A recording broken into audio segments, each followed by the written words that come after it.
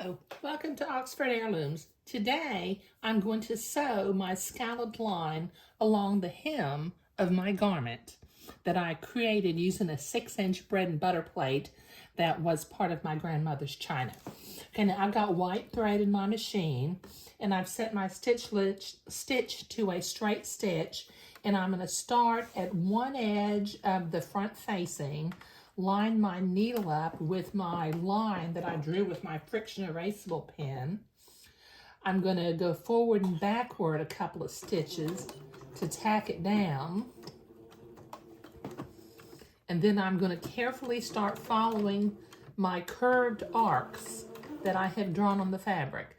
Now when I get close to the point, I'm going to slow down, and when I get right on the point, I'm going to put the needle down into the fabric, lift the presser foot, turn the fabric, lower the presser foot again, and then keep following the line.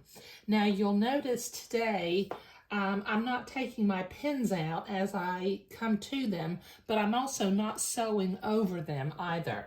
So let me follow this next arc.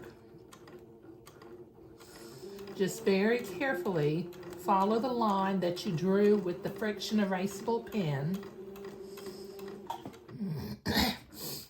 And just follow the curve from one point to the next point.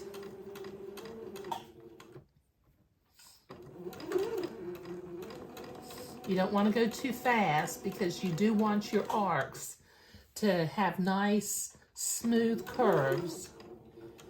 Now, as I come close to the next point, once again, I'm slowing down and I'm putting my needle down as far as it'll go, lifting my presser foot, rotating. Oops, my fabric puckered a little bit. Let me straighten that out before I keep going. Okay, so I've got that flattened out. Okay. All right, so I'm probably going to adjust my tension a little bit because that should not have happened. So I'm going to sew the next arc, and I'll sew all the arcs going along the edge of the hem, but that'll take me a minute and I'll be right back. Okay, now I have sewn on the arcs that I marked all along the bottom fold of the hem of the garment. Now what I need to do next, I need to prepare the little curves so that I can turn the fabric. Okay, so I'm going to use my fabric cutting scissors, and about 1/4 of an inch away from the line that I drew, I'm going to simply cut out some little shapes that will be sort of eyeball shaped when I unfold them. Okay, now notice I cut that out on the fold side of the folded hem of the garment. And when you open it up, like I said, it's shaped about the shape of an eyeball. And I'm going to cut these little arcs out all along the fabric, and that will take me a minute, just kind of close to the sewing line. And I guess you could use embroidery scissors here too, but I like the way these dressmaker scissors have a spring action and they kind of open back up as I'm cutting. But let me cut and I'll be back in a minute. Okay, now all along the bottom of the fabric, I have cut out those little eyeball shapes, and I'm left with a series of curves and points, as you can see. Now, before I can actually turn this, I've got one more step that I have to do. Starting from the front facing, I'm going to use my embroidery scissors, and without cutting the line that I sewed, I'm going to cut a series of tiny notches about 3/8 of an inch apart, between 3/8 and 1/2 of an inch apart. I tend to make them a little bit smaller. But I need to cut these little notches all along the fabric so that this curved seam will fan out when I turn it over. But that's going to take me a minute to do, so I'll be right back. Okay, now I have cut notches all along the edge of the arcs being careful to not cut my seam line all along the bottom of the fabric. So now when I turn this curve, the fabric will flare out and lay flat. So I'm going to start at this end, and I'm going to put my finger into the point and turn it, and I will turn each one of these. Just putting my finger into the point and then just pushing it out. Now sometimes you'll have a little point that doesn't open up real nicely, so I like to use my elastic grabber. The elastic grabber has a little curved end on it that I can use to push gently, and it will sharpen up that little point without actually piercing the fabric or making a hole at my point.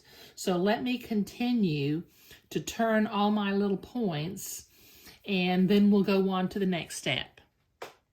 Okay, now I have turned all of my points, and I've used my elastic grabber on each one to sharpen up the little point, just to make sure that it looks nice.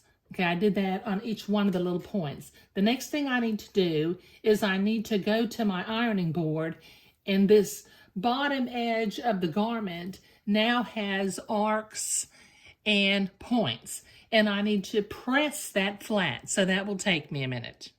Okay, so I have been to the ironing board, and I have ironed my arcs flat, and I've got my pointy little points going all along the edge of the fabric.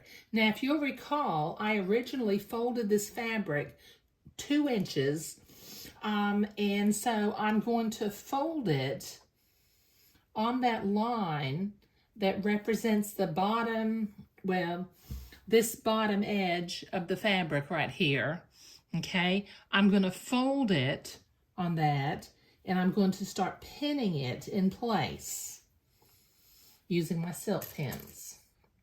I'm just going to put a pin at every point, in probably in between the points also, to hold it in place. So I'm going to pin the next point, and I think I'm going to go ahead and put a pin right in the center of that. So I will be doing this all along the bottom edge of the garment. Now you notice on the outside edge, I have, my facing is still open right now. And my first point is going to be where I turn the facing back, and then when I finish hemming it, I will tack that down. But give me a minute to finish pinning this all along the bottom edge of the fabric. All right, now I have this scalloped hem pinned all along the bottom edge of the garment, and I'm going to take my needle and thread, and using your preferred stitch for hemming, and some tiny little stitches, we're going to hand hem the entire curved or the arched edge of this hemline. And then when we see that through the front of the fabric, we'll have a nice little, what looks like a Madeira hem, you know, along the edge of the garment. But that's going to take a few minutes. But that's what I'm doing today. Thank you.